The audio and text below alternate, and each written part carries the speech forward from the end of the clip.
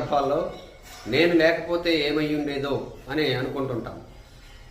అటువంటి అహంకారాన్ని కూడా అప్పుడప్పుడు ప్రదర్శిస్తుంటాం. నేను ఆ పని చేశాను, ఈ పని చేశాను, అంత చేశాను, అంత చేశాను. కానీ దాని గురించి మన రామాయణం మీద ఒక మంచి మెసేజ్, ఎప్పటి నుంచో వైరల్ అవుతున్నటువంటి మెసేజ్ ఒకటి అలా చక్కర్లు కొడుతుంది.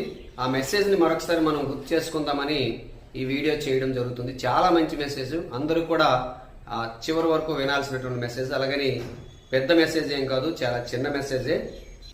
ఆ మెసేజ్ ఏంటంటే, అశోకవనంలో రావణుడు సీతమ్మ వారి మీద కోపంతో కత్తి దూసి ఆమెను చంపడానికి ముందుకు వెళ్ళినప్పుడు హనుమంతుడు అనుకున్నాడంట, ఎవరి నుంచైనా కత్తిని తీసుకుని రావణాసురుని తలను ఖండించాలని. కానీ మరుక్షణంలోనే మండోదరి రావణుడి చేతిని పట్టుకుని ఆపడాన్ని చూశాడు. ఆశ్చర్యచకితుడయ్యాడు.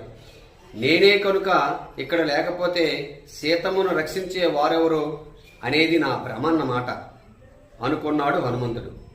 బహుశా మనం కూడా ఎన్నోసార్లు ఇలాగే అనుకుని ఉంటాం, నేను లేకపోతే ఎలా అని.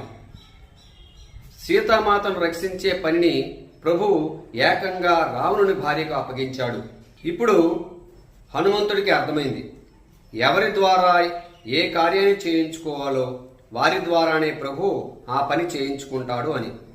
మరి ముందుకు వెళ్తే, త్రిజట తనకు ఒక కల వచ్చిందని, ఆ కలలో లంకకు ఒక కోతి వస్తుందని, అది లంకను కాల్చివేస్తుందని, దాన్ని నేను చూశాను అని చెప్పింది.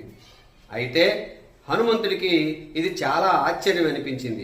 ఎందుకంటే ప్రభు తనను సీతను చూసి మాత్రమే రమ్మన్నాడు, అంతేగాని లంకను కాల్చి రమ్మని చెప్పలేదు. తాను లంకను కాల్చడం ఎలా సాధ్యం అనుకున్నాడు.